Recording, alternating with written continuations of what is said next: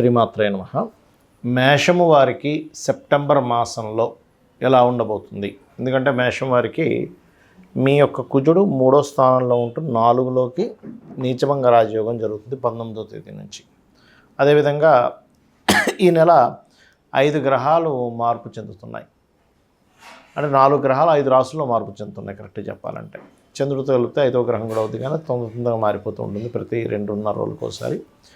ఈ యొక్క విషయాలు చెప్తుంది నేనైనప్పటికీ చెప్పిస్తుంది సాక్షాత్ లలిత అమ్మవారిగా భావిస్తూ ఆ లలితాంబిక అమ్మవారి యొక్క అనుగ్రహం మీకు పరిపూర్ణంగా కలగాలని మనస్ఫూర్తిగా కోరుకుంటూ ఇక్కడ గమనించినట్లయితే ముందుగా మేషం వారికి ఎప్పుడైతే చతుర్థ భావంలో నీచభంగ రాజయోగంలోకి ఎప్పుడైతే కుజుడు వెళ్తున్నాడో 19వ తేదీ నుంచి కొన్ని భూ సంబంధించిన విషయాల్లో, అది పూర్వీకుల ఆస్తులకు సంబంధించినవి కావచ్చు, మీరు కొన్నవి కావచ్చు, మీ తండ్రి గారికి సంబంధించినవి కావచ్చు, కొంతవరకు మీకు ఆ భూ సంబంధించిన విషయాలు ఊరట కలిగించేటువంటి సందర్భాలు మీకు జరగనున్నాయి. అదేవిధంగా మీకు ధనాధిపతి సప్తమాధిపతి నీచంలో ఉన్నాడు ప్రస్తుతం. 3వ తేదీ నుంచి శుక్రుడు మారుతున్నాడు.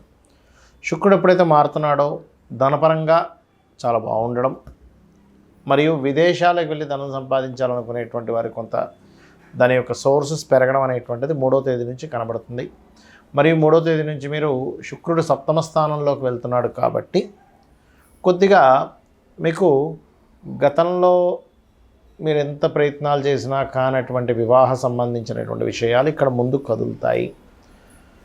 ఇక 19వ తేదీ వరకు కుజుడు 3లో ఉన్నందుకు కొద్దిగా ఎవరితోనైనా మీరు మాట్లాడేటప్పుడు, అగ్రిమెంట్స్ రాసుకునేటప్పుడు, కమ్యూనికేట్ చేసేటప్పుడు జాగ్రత్తగా ఉండండి 19వ తేదీ వరకు. 19వ తేదీకి అయితే మీకు కుజుడు మారిపోతాడు కాబట్టి ప్రాబ్లం లేదు.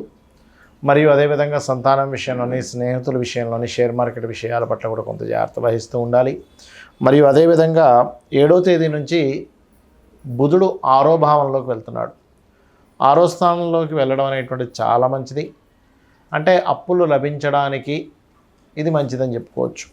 అప్పులు లభించడానికి, కొన్ని అగ్రిమెంట్స్ అవ్వడానికి, కొన్ని డాక్యుమెంట్స్ వర్క్ ఉంది, డాక్యుమెంట్స్ చేయించుకోవాలి, అటువంటి వాటికి చాలా చాలా బాగుంటుంది. ఇక మీకు ఈ నెల ఉద్యోగ సంబంధించిన విషయాల్లో చాలా చాలా బాగుంది. అయితే ఈ నెలలో కొన్ని డేట్స్ నేను మీకు చెప్తాను.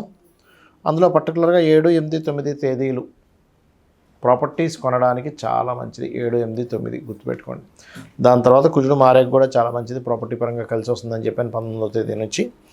అదేవిధంగా 10, 11 తేదీలు మాత్రం ఎట్టి పరిస్థితుల్లో ఎటువంటి నిర్ణయాలు తీసుకోకండి. 10, 11 తేదీలు. అదేవిధంగా 14, 15 తేదీలు